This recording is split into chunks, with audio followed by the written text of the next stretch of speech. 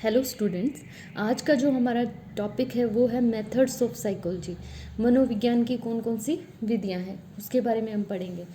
इससे पहले आपने मनोविज्ञान की परिभाषा, उसकी हिस्ट्री के बारे में, उसके इतिहास के बारे में, उसके स्कूल या संप्रदाय के बारे में पढ़ा है। तो इसमें अगर आपको कोई प्रॉब्लम हो तो आप बता दीजिएगा, वरना हम आगे इस चैप्टर को शुरू करते हैं। अगर किसी को प्रॉब्लम हो तो वो मैसेज करके बता सकता है कि ये चीज़ मुझे नहीं समझ में आएगी। उसके बाद आता है मेथड्स ऑफ साइकोलॉजी या मनोविज्ञान की विधियाँ।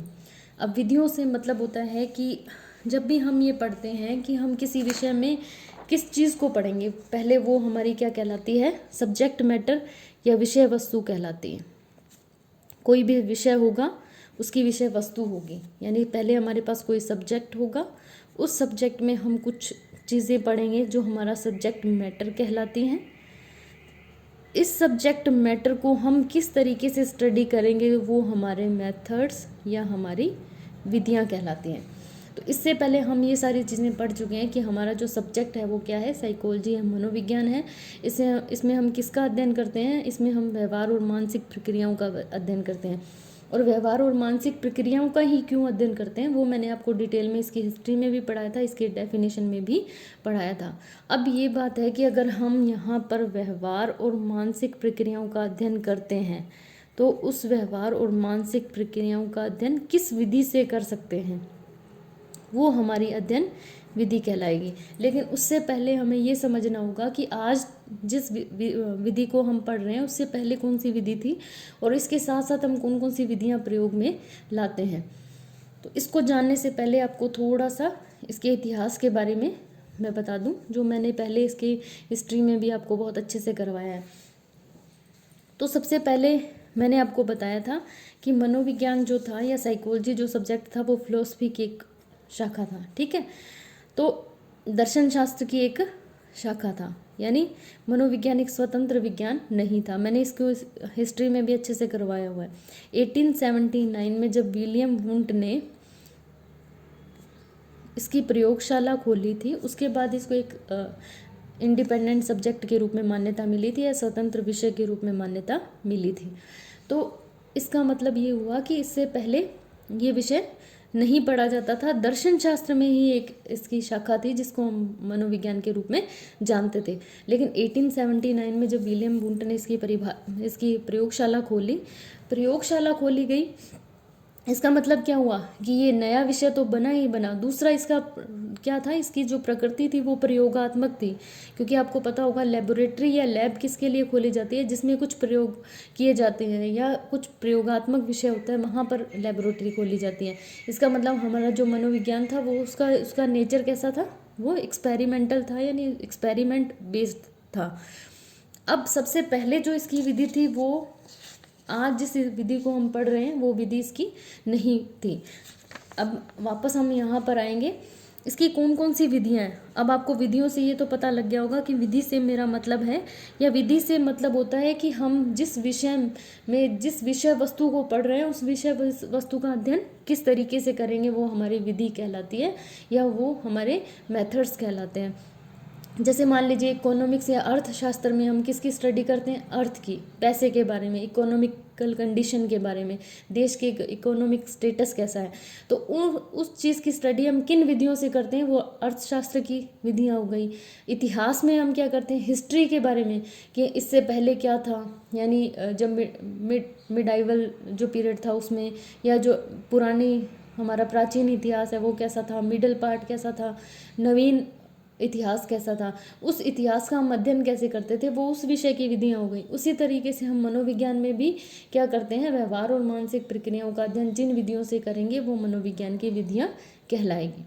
तो आपके जो सिलेबस में कौन कौन सी मेथड हैं, पहला आपके हैं ऑब्जर्वेशन, दूसरा सर्वे, एक्सपेरिमेंटल मेथड और केस स्टडी मेथड, आपके ये ही हैं सिलेबस में। लेकिन सबसे पहले मैंने इंट्रोस्पेक्शन मेथड को इसलिए लिया है क्योंकि ये सबसे पुरानी विधि थी, यानी सबसे पहले जो मनोविज्ञान का अध्ययन किया जाता था वो इंट्रोस्पेक्शन या अंतर्निरीक्षण विधि से अध्ययन किया जाता था। इसको आपको पढ़ना बहुत ज़रूरी है, लेकिन फिर भी मैं आपको क्लियर कर दूं कि आपके सिलेबस में सिर्फ ये 4 हैं, लेकिन इन चारों को जानने के लिए आपको सबसे पहले इसको जानना ज़रूरी है। तो सबसे पहले हम इंट्रोस्पेक्शन के बारे में पढ़ेंगे। इंट्रोस्पेक्शन या अंतर्निरीक्षण, अंतः निरीक्षण भी कह सकते हैं इसको, अंतर्निरीक्षण भी कह सकते हैं। इसका मतलब होता है, इंट्रोस्पेक्शन का मतलब होता है अंदर, यानी अपने अंदर झांकना या अपना निरीक्षण करना या अपने बारे में बताना। तो अब हम थोड़ा सा हिस्ट्री पे इसलिए जाएंगे क्योंकि मैंने सबसे पहले आपको बताया था कि सबसे पहला जो स्कूल आया था, जो सबसे पहला संप्रदाय आया था, वो आपका स्ट्रक्चरलिज्म या संरचनावाद था। संरचनावाद क्या था? संरचनावाद में हम संरचना के बारे में अध्ययन करते हैं। संरचना से मतलब उस समय मनोविज्ञान क्या माना जाता था कि जो हमारा कॉन्शियस एक्सपीरियंस है या हमारी चेतन अनुभूति होती है, या चेतना का विज्ञान ही मनोविज्ञान है।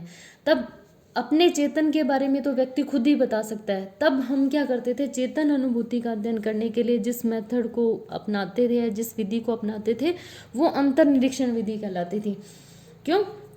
क्योंकि अपने बारे में तो खुद व्यक्ति ही बता सकता है। जैसे मान लीजिए मेरे मन में कुछ चल रहा है, तो वो आप में से कोई नहीं बता पाएगा, उसे मैं ही बता सकती हूँ।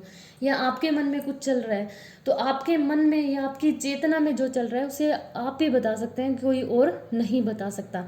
इसलिए जब संरचनावाद यानी इस जो ये विधि है अंतर्निरीक्षण विधि, इस विधि का प्रतिपादन विलियम वुंट और उनके जो शिष्य थे टिचनर, जो क्या थे, संरचनावाद के भी प्रवर्तक थे, यानी जिन्होंने संरचनावाद की स्थापना की थी वो वुंट और टिचनर थे। उन्होंने ही इस विधि का प्रतिपादन किया था। स्ट्रक्चरलिज्म में हम क्या करते हैं, हम ये मानते हैं कि जो कॉन्शियस एक्सपीरियंस होता है वो ही मनोविज्ञान में हम किसका अध्ययन करते हैं, चेतन अनुभूति का अध्ययन करते हैं। तो सबसे पहले हम इस मेथड के बारे में जानेंगे, क्योंकि इसको जाने बिना हम आगे सब विधियों को नहीं समझ सकते हैं। तो सबसे पहले ये था कि हम मनोविज्ञान में किसका अध्ययन करते हैं, चेतन अनुभूति का। इस चेतन अनुभूति के उन्होंने 3 तत्व बताए थे, 3 एलिमेंट्स बताए थे। सबसे पहला था संवेदन या सेंसेशन, दूसरा भाव या फीलिंग, तीसरा प्रतिमा या इमेज। तो ये 3 पार्ट उन्होंने बताए थे। टिचनर या वुंट का ये मानना था कि जब भी कोई घटना घटित होती है, जब भी कोई भी चेतन अनुभूति होती है, तो उसके 3 तत्व होते हैं।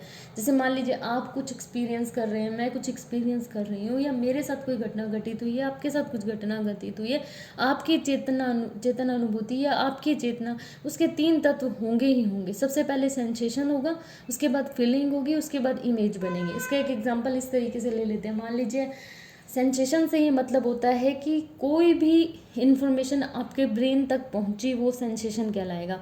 वो आपके इन 5 सेंसेस में से किसी के भी थ्रू पहुंच सकती है, कान से, नाक से, आँख से।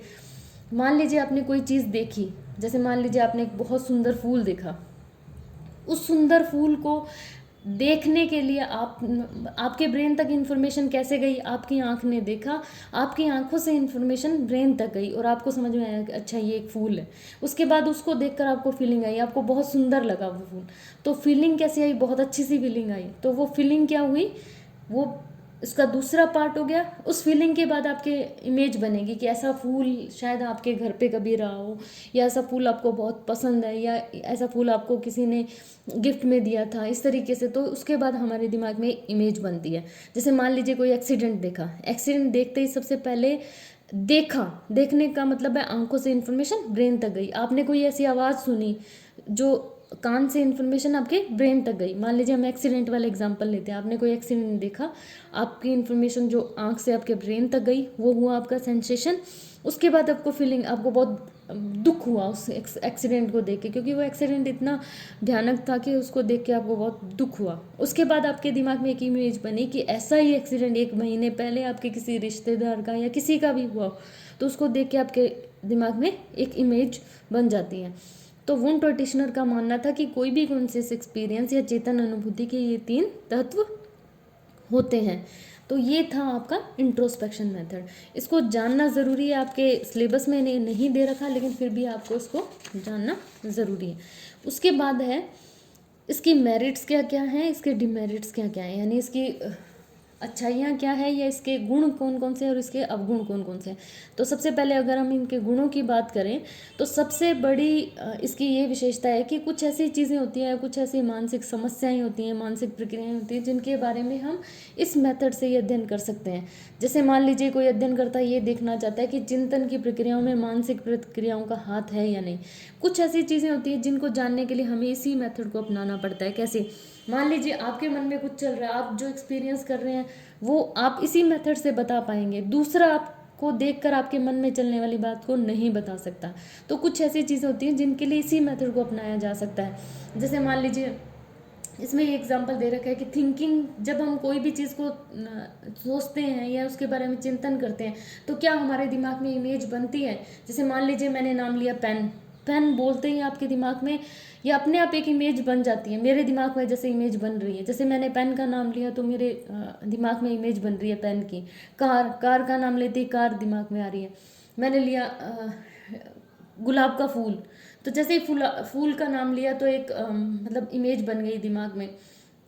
या मैंने किसी भी चीज़ का नाम लिया, मैंने रेड कलर की ड्रेस या वाइट कलर की ड्रेस, जैसे ही मैंने नाम लिया तो वो उसकी इमेज हमारे दिमाग में या हमारी आंखों के सामने आ जाती है। तो ऐसा हो रहा है या नहीं हो रहा, तो ये सिर्फ इंट्रोस्पेक्शन मेथड से ही बताया जा सकता है। जैसे मान लीजिए मैंने बताया कि जैसे ही मैं कोई नाम ले रही हूँ तो मेरे दिमाग में उसकी इमेज बन रही है। आपके दिमाग में बन रही है या नहीं बन रही ये आप ही बता सकते हैं। तो कई सारी ऐसी चीज़ें होती हैं जिनके लिए इंट्रोस्पेक्शन बहुत ज़रूरी मेथड था। दूसरा, ये विधि एक तरीके की सेल्फ ऑब्जर्वेशन या आत्मनिरीक्षण विधि है। आत्मनिरीक्षण का मतलब वही कि आप अपने बारे में बता रहे हैं, तो ये एक तरीके से सेल्फ ऑब्जर्वेशन का भी मेथड, अपने बारे में बताना आपको कैसा लग रहा है, तो ये एक तरीके से सेल्फ ऑब्जर्वेशन भी कही जा सकती है। तीसरी इसकी विशेषता ये है कि सबसे पुरानी और सबसे महत्वपूर्ण विधि है। मुझे आपको पढ़ाने का मकसद यही था कि ये सबसे पुरानी यानी सबसे पहली जो विधि थी वो इंट्रोस्पेक्शन थी और सबसे प्रमुख मानी जाती थी उस समय। लेकिन बाद में धीरे धीरे जैसे जैसे ये चेंज हुआ कि चेतना का विज्ञान नहीं है या आत्मा का विज्ञान नहीं है मनोविज्ञान, धीरे धीरे जब हम व्यवहार पर आए तो ये विधि जो थी वो उपयुक्त नहीं रही। उसके बाद अगर इसके डिमेरिट्स की बात करें तो इसका सबसे बड़ा जो अवगुण है कि ये पर्सनल और सब्जेक्टिव है, व्यक्तिगत और आत्मनिष्ठ होती है। सब्जेक्टिव से मतलब कि यहाँ पर ज़रूरी नहीं है कि आप जो कह रहे हैं वो सही है या मैं जो कह रही हूँ वो सही है। कई बार क्या होता है कि जो हम महसूस कर रहे होते हैं उसे हम नहीं बोलते हैं, और जो हम बोल रहे हैं वो ज़रूरी नहीं है कि वो हम सही बोल रहे हैं, वही महसूस कर रहे हैं। जैसे मान लीजिए आपके घर पे कोई आया और आपने कहा मुझे आपको देखकर बहुत अच्छा लगा। हो सकता है कि आपको उस फ्रेंड को देखकर बिल्कुल भी अच्छा नहीं लगा हो, लेकिन फिर भी आपने कह दिया कि मुझे आपको देखकर बहुत अच्छा लगा। तो ये एक तरीके से पर्सनल और सब्जेक्टिव है कि इसमें बायस आने के चांसेस पूरे पूरे रहते हैं कि आप जो महसूस कर रहे हैं। जैसे मान लीजिए मैंने आपसे पूछा कि अच्छा मैंने आपको जो ये पढ़ाया आपको समझ में आया है या नहीं आया। हो सकता है आपको नहीं समझ में आया या मैंने आपको कैसा पढ़ाया, लेकिन आपने फिर भी बोल दिया कि आपने अच्छा पढ़ाया। लेकिन हो सकता है कि वो ज़रूरी आपको समझ में नहीं आया हो, ज़रूरी नहीं है कि जो आप बोल रहे हैं वो सही बोल रहे हैं। तो ये एक तरीके से सब्जेक्टिव और पर्सनल है, मतलब आप ही अपनी अनुभूतियों के बारे में बता रहे हैं, इसलिए इसको सही नहीं माना जा सकता। दूसरा ये कि जब भी हम अपनी चेतन अनुभूतियों का इंट्रोस्पेक्शन करना शुरू करते हैं तो धीरे धीरे अनुभूतियाँ अपने आप ही परिवर्तित हो जाती हैं।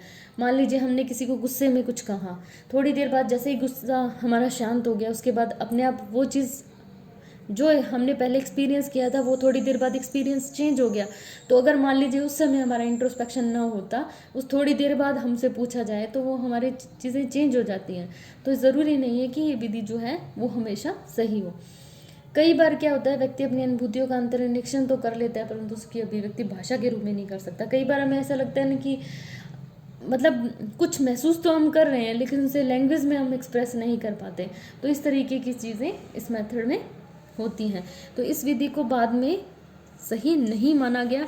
कब सही नहीं माना गया? जब तक हमने चेतना का विज्ञान माना तब तक इसको सही माना गया। लेकिन धीरे धीरे उसके बाद मैंने आपको कहा था ना कि अब चेतना का विज्ञान, आत्मा का विज्ञान, लेकिन बाद में ये कहा गया कि जब ये एक्सपेरिमेंटल है, यानी जब हमने लेबोरेटरी में हम इन चीज़ों का अध्ययन कर रहे हैं तो क्या चेतना दिखाई देती है या आत्मा दिखाई देती है, तो उस समय फिर इसे चेतन अनुभूति का विज्ञान नहीं कहा गया। उस समय हमने मनोविज्ञान को क्या माना? व्यवहार का विज्ञान माना। कि हम जो मनोविज्ञान में किसका अध्ययन करते हैं? व्यवहार। और व्यवहार से हमारा मतलब क्या होता है? जो हमें सामने दिखाई दे रहा है। मान लीजिए मैं खड़े होकर कुछ बोल रही हूँ, मैं अपने हाथों को हिला रही हूँ, मैं अपने पैरों को हिला रही हूँ, मैं किसी को थप्पड़ मार रही हूँ, मैं किसी को प्यार से सहला रही हूँ। ये सारी चीज़ें क्या होती हैं? व्यवहार होती है। वह व्यवहार क्या होता है? जो ओवर्ट बिहेवियर जो हमें सामने दिखाई दे रहा है, कुछ भी हम एक्सप्रेस कर रहे हैं जो सामने दिख रहा है वो व्यवहार होता है। तो व्यवहार को हम देख सकते हैं। तो इस व्यवहार का अध्ययन हम किस मेथड से कर सकते हैं? वो विधि थी ऑब्जर्वेशन। उसके बाद जो विधि आई उसको ऑब्जर्वेशन मेथड या प्रेक्षण विधि, अवलोकन विधि के नाम से जाना जाता है। तो ये मनोविज्ञान की सबसे महत्वपूर्ण विधि मानी जाती है। उसके अलावा एक्सपेरिमेंटल मेथड भी है, उसको भी हम करेंगे। तो अभी हम इस जो दूसरा मेथड है आपका ऑब्जर्वेशन, उसके बारे में पढ़ेंगे। अब जो दूसरा मेथड है वो ऑब्जर्वेशन या